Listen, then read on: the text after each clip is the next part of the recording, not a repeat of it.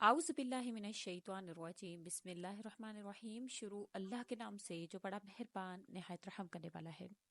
لاکھوں کروڑوں درود و سلام ہو کملی والے آقا محمد مصطفیٰ صلی اللہ علیہ وسلم پر، جو خاتم النبیین ہے، جو خاتم المرسلین ہے، کہ جن کے بعد نہ کوئی نبی ہے نہ کوئی رسول ہے۔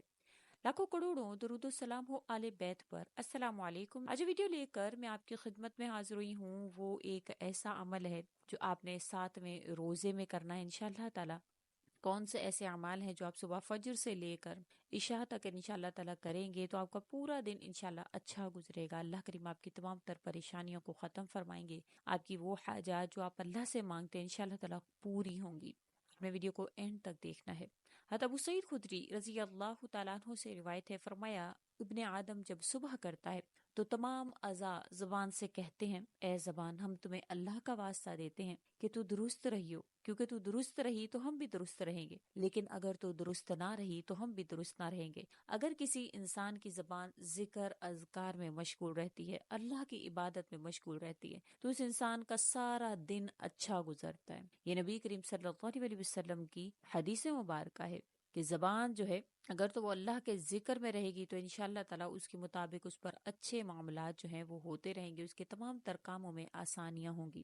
حضرت ابو ذر غفاری رضی اللہ تعالیٰ عنہ کا واقعہ ہے کہ وہ کعبۃ اللہ کے پاس کھڑے ہو کر فرمانے لگے کہ جو مجھے جانتا ہے وہ تو جانتا ہے، اور جو مجھے نہیں جانتا وہ جان لے کہ میں جندب بن جنادہ ابو ذر غفاری رضی اللہ تعالیٰ عنہ ہوں۔ ایک ہمدرد مہربان بھائی کے پاس آ جاؤ۔ لوگ آس پاس جمع ہو گئے تو فرمانے لگے، لوگوں، تم میں سے کوئی شخص جب دنیا میں سفر کا ارادہ کرتا ہے تو زاد راہ کے بغیر سفر نہیں کرتا، اور وہ شخص کیسا ہے جو آخرت کا سفر بغیر زاد راہ کے کرنا چاہتا ہے؟ لوگوں نے پوچھا، اے ابو ذر غفاری، ہمارا زاد سفر کیا ہونا چاہیے؟ فرمایا، رات کی تاریخی میں 2 رکعت نماز قبر کی وحشت کے لیے، اور سخت گرمی کے روزے قیامت کے دن کے لیے، اور مساکین پر صدقہ کرنا کہ تمہیں سخت دن کے عذاب سے نجات ملے گی۔ دوسرے بڑے بڑے امور کے لیے حج کرنا، اور دنیا کو 2 حصوں میں تقسیم کر لو، ایک حصہ طلب دنیا کے لیے، دوسرا حصہ آخرت کو طلب کرنے کے لیے۔ اس کے علاوہ تیسرا حصہ بنانا مضر ہے، اس میں فائدہ نہیں ہے۔ اس طرح اپنا کلام بھی 2 طرح کا بنا لو، ایک وہ جو دنیا میں کام آئے، دوسرا وہ جو آخرت میں کام آئے۔ تیسرا کلام نہ بنانا، یہ بیکار اور بے فائدہ ہے۔ پھر فرمانے لگے، مجھے اس دن کے غم نے ہلاک کر دیا جس کی میرے پاس کوئی تلافی نہیں۔ عرض کیا گیا، وہ کیا ہے؟ فرمایا، میری امیدیں میری عمر سے بھی تجاوز کر گئی ہیں اور اپنے عمل سے غافل ہو گیا ہوں۔ حضرت عیسیٰ علیہ الصلوۃ والسلام سے منقول ہے کہ اللہ کے ذکر کے علاوہ کوئی کلام کثرت سے نہ کیا کرو، اس سے تمہارے دل سخت ہو جائیں گے، اور سخت دل اللہ سے دور ہو جاتے ہیں، لیکن تمہیں اس کا علم نہیں ہے۔ کسی صحابی کا ارشاد ہے کہ جب تو اپنے دل میں سختی محسوس کرے اور بدن میں کمزوری محسوس کرے اور رزق میں محرومی دیکھے تو یقین کر لے کہ کوئی بے فائدہ کلام کیا گیا ہے۔ حضرت ام المومنین حضرت حفصہ نے اپنے والد حضرت عمر رضی اللہ تعالیٰ عنہ سے عرض کیا کہ اللہ تعالیٰ نے آپ کو مالی فراوانی اور رزق کی وسعت عطا فرمائی ہے، آپ عمدہ کھانا کھایا کریں، موجودہ کپڑوں کی بجائے بڑھیا اور نرم کپڑے پہنا کریں۔ فرمانے لگے، یہ فیصلہ میں تیرے ہی سپرد کرتا ہوں۔ اس کے بعد حضور اقدس صلی اللہ علیہ وسلم کی معیشت کا ذکر کرنے لگے اور وہ حالات دہرانے لگے جو خود حضرت حفصہ نے حضور اقدس صلی اللہ علیہ وسلم کے ساتھ گزارے تھے، حتیٰ کہ وہ رونے لگیں۔ پھر فرمایا، میرے دور رفیق زندگی تھے جو ایک خاص طریق پر چلتے رہے، اب اگر میں ان کے طریق کے علاوہ کسی اور کے طریقوں پر چلوں تو میرے ساتھ ان والا طریق اختیار نہ کیا جائے گا۔ بخدا میں ان جیسی تنگی والی معیشت پر صبر اختیار کروں تاکہ آخرت میں ان کے ساتھ خوش و عیشی اور فراغی میں شریک ہو سکوں۔ رمضان المبارک کا پہلا عشرہ رحمت کا ہے۔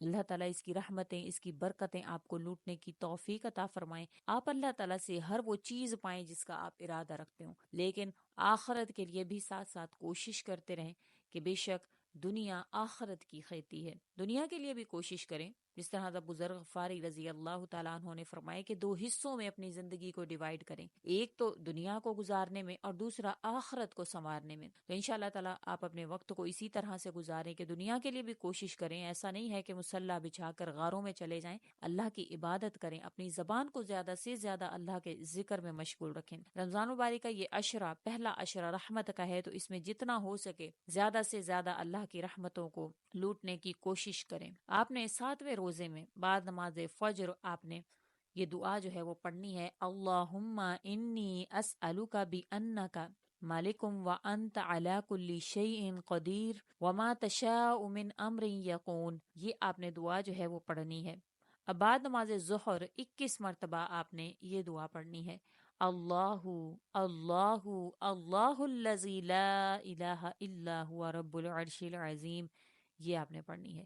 بعد نماز عصر 3 مرتبہ آپ نے یہ دعا پڑھنی ہے، یا من لہ وجہ لا یبلا و نور لا یطفى و اسم لا ینسى و باب لا یغلق و ستر لا یہتک و ملک لا یفنى اسألک واتوسل الیک بجاہ محمد صلی اللہ علیہ وسلم ان تقضی حاجتی وتعطینی مسألتی، یہ آپ نے 3 مرتبہ پڑھنی ہے۔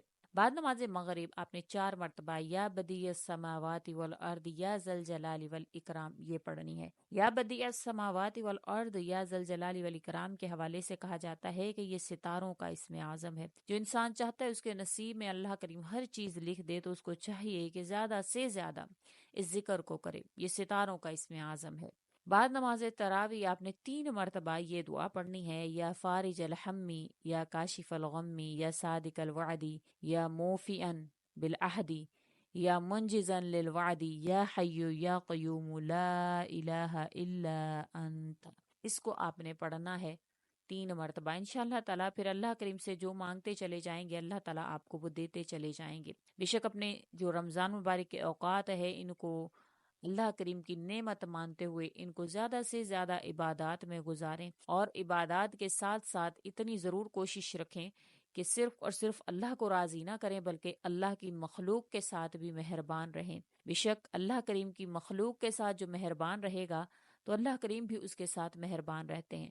نبی کریم صلی اللہ علیہ وسلم کا ارشاد مبارک ہے کہ جو دنیا والوں پر رحم نہیں کرتا تو آسمان والا بھی ان پر رحم نہیں کرتا ہے۔ تو آپ دنیا والوں کے ساتھ انشاءاللہ اچھے طریقے سے آپ پیش آئیں گے۔ اگر آپ چاہتے ہیں آپ کے معاملات میں آسانی ہو تو آپ دنیا والوں کے معاملات میں آسانی کرنا شروع کر دیں۔ آپ چاہتے ہیں اللہ کریم آپ کی طرف اچھی نگاہ سے دیکھیں تو آپ دنیا والوں کو اچھی نگاہ سے دیکھیں۔ اگر آپ چاہتے ہیں کہ آسمانوں پر آپ کا ذکر بلند کیا جائے تو آپ دنیا والوں کے ساتھ اچھے سے پیش آئیں۔ بے شک ہم بظاہر طور پر لوگوں کے ساتھ بہت اچھے اخلاق سے پیش آتے ہیں لیکن پیٹھ پیچھے ان کے کوئی نہ کوئی برائی ایسی کر دیتے ہیں جو اللہ کو ناپسندیدہ لگ جاتی ہے۔ تو اللہ کے لیے جو آپ دنیا کو بظاہر دکھاتے ہیں تو ایسے ہو کیوں نہیں جاتے، ایسے نیک بن کیوں نہیں جاتے؟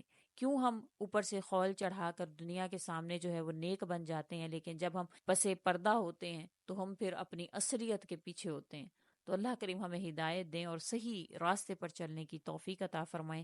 امید کرتی ہوں آپ کو ویڈیو اچھی لگی ہوگی۔ اگر اچھی لگی ہے تو لائک کریں، شیئر کریں اور میرے چینل کو سبسکرائب بھی ضرور کر دیں۔ اسی کے ساتھ اجازت چاہوں گی، اللہ حافظ۔